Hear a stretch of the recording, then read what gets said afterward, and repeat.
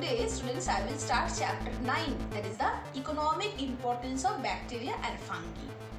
Today I will discuss about bacteria. Who are those bacteria? Bacteria, they are the primitive organism. Now look at the board. They are the primitive organism, primitive, and made up of unicell. Means they are the unicellular. Uni means single. See, I have written single cell. So bacteria is made up of single cell.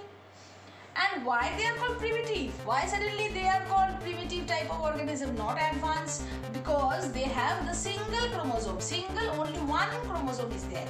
And then one chromosome is not enclosed within the nuclear membrane. They are dispersed inside the cytoplasm. They are spread in the cytoplasm. So nuclear chromosome is present inside the cytoplasm. Now, these bacteria are found everywhere. In the water, in the land, on the land, in the air. Not only that, they are present inside our body too.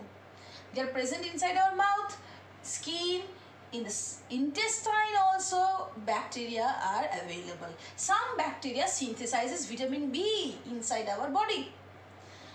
In the genital tract also we will get the bacteria. So everywhere we can see bacteria.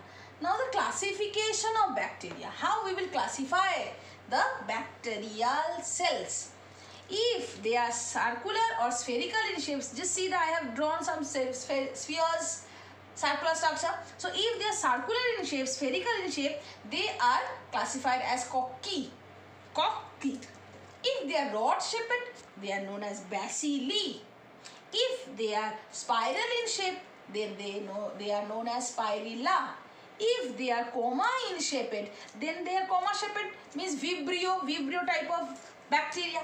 So vibrio means comma, spirilla means spiral shaped, bacillus means rod shaped, spherical means cocci. Now in the coccus, if two cocci are there, two spherical shape are there, then it is diplo. Diplo means two, diplococcus. If they are forming a chain of these spheres, then this chain means strepto in biology. Streptococcus. Staphylococcus. Staphylo means in stack, in group.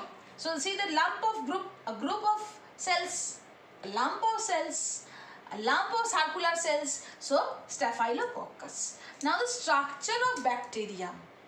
One single bacteria is called bacterium. Okay, so this is a bacterial cell or bacterium. So the structure, see the inside it is protoplasm, dotted structure, dotted protoplasm. This protoplasm is bounded by a circular membrane that is known as cell membrane. Over the cell membrane there is a cell wall, deep black color I have drawn. This is a cell wall. Just the contrary with the plant cell.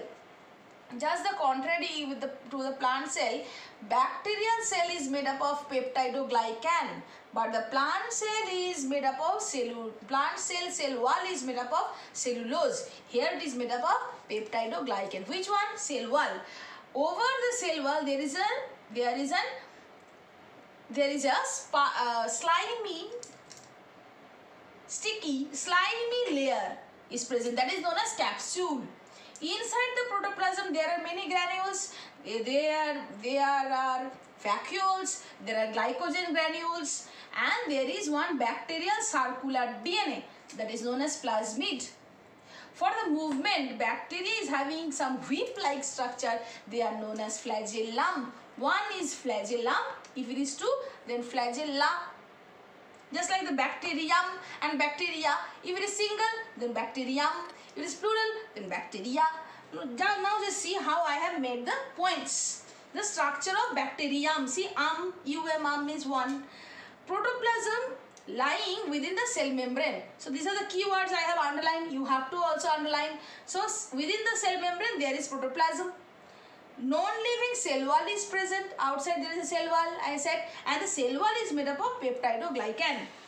Next, no well-defined nucleus is present. Nucleus or the chromosome is spread inside or in the central region of the cell.